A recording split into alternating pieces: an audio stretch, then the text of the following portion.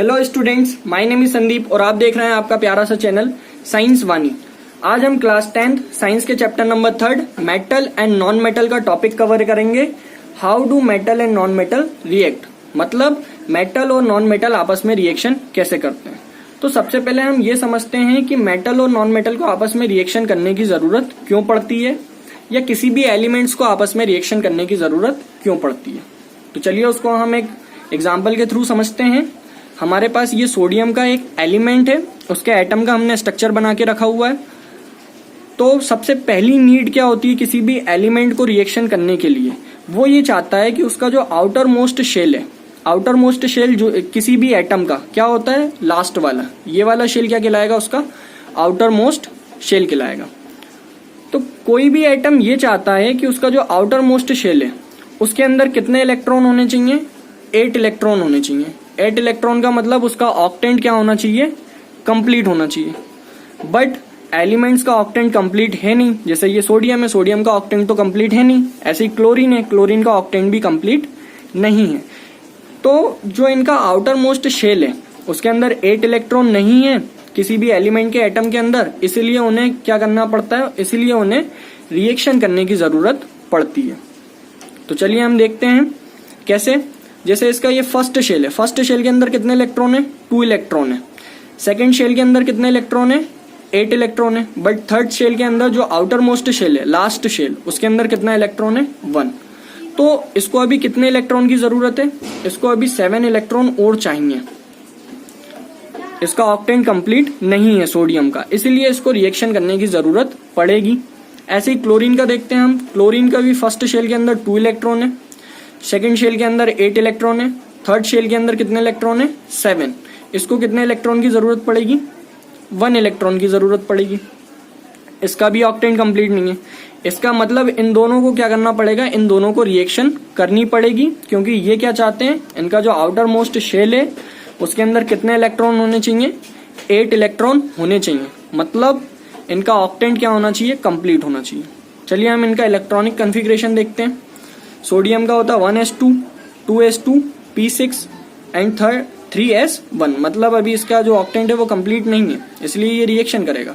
ऐसे ही 1s2, 2s2, p6, 3s2, p5, इसका भी ऑक्टेंट कंप्लीट नहीं है, इसलिए क्लोरीन भी क्या करेगा, रिएक्शन करेगा। अब होगा क्या, जब ये दोनों आपस में रिएक्शन करेंगे तो नीड किसकी ज्यादा है, सोडियम की नीड ज्यादा है, उसको 7 इलेक्ट्रॉन की जरूरत है। एंड क्लोरीन की नीड कम है, उसको 1 इलेक्ट्रॉन की जरूरत है।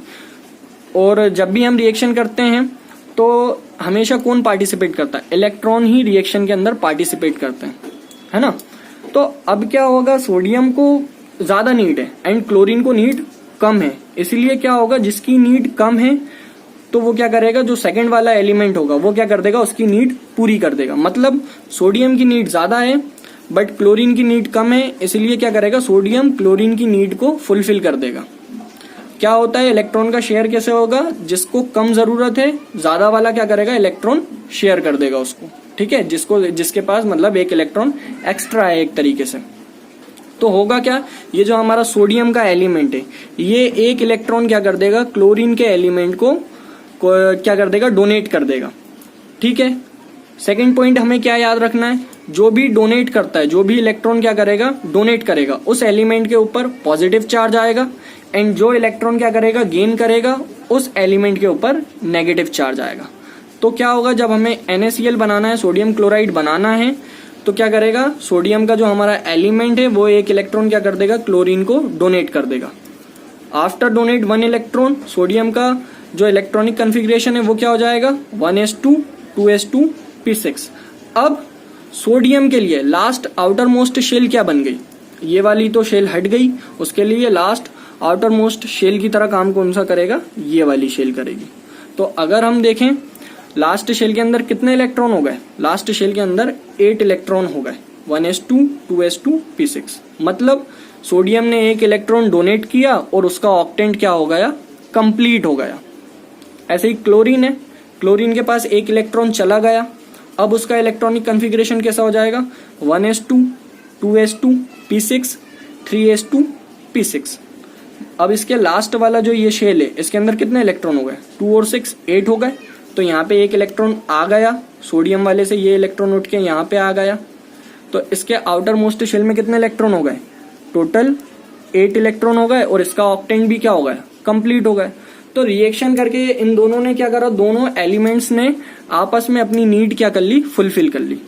ठीक है, तो इसीलिए दो एलिमेंट्स या मेटल या नॉन मेटल आपस में रिएक्शन करते हैं, क्योंकि उन्हें उनका जो आउटर मोस्ट शेल होता है उसका ऑक्टेंट क्या करना पड़ता है, कंप्लीट करना पड़ता है किसी भी एटम का।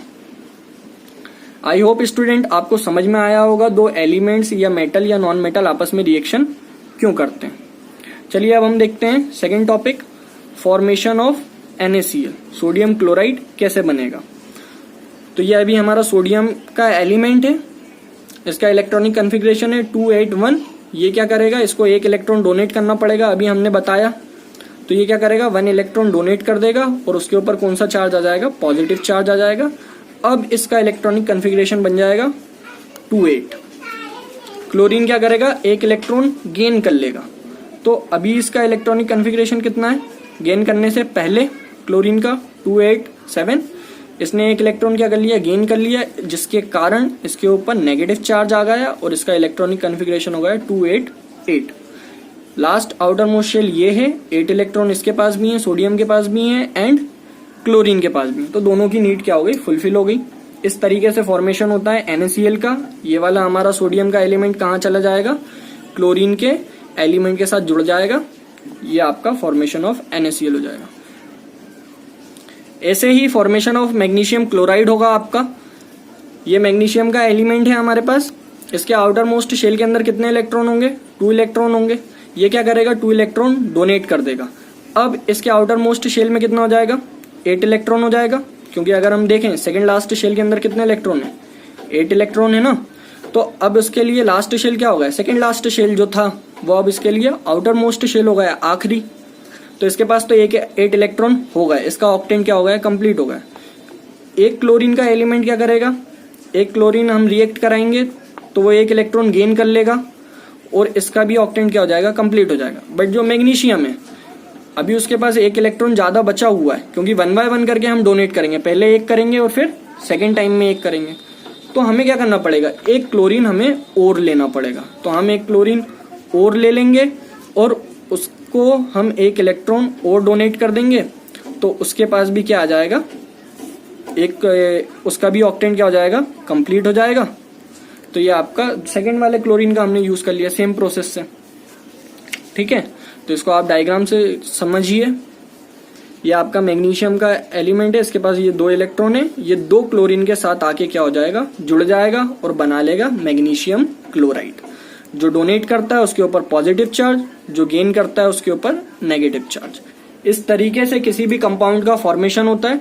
इस पूरे टॉपिक के अंदर हमें मेन पॉइंट्स क्या याद रखने हैं, जब भी दो एलिमेंट या मेटल या नॉन मेटल आपस में रिएक्शन क्यों करते हैं, क्योंकि उन्हें उनके आउटर मोस्ट शेल में कितने इलेक्ट्रॉन चाहिए, 8 इलेक्ट्रॉन चाहिए। वो अपना ऑक्टेंट क्या करना चाहते हैं, कंप्लीट करना चाहते हैं। एंड सेकेंड पॉइंट हमें क्या याद रखना है, हमेशा रिएक्शन में पार्टिसिपेट कौन करता है, इलेक्ट्रॉन पार्टिसिपेट करता है। थर्ड पॉइंट हमें क्या याद रखना है कि जो डोनेट करता है इलेक्ट्रॉन उसके ऊपर पॉजिटिव चार्ज आता है और जो गेन करता है उसके ऊपर नेगेटिव चार्ज आता है। ये आपका बेसिक कॉन्सेप्ट होगा इस टॉपिक का। आई होप स्टूडेंट आपको ये लेक्चर पसंद आया होगा। अगर वीडियो पसंद आता है तो वीडियो को लाइक एंड शेयर करना ना भूलें एंड चैनल को सब्सक्राइब कर लीजिए।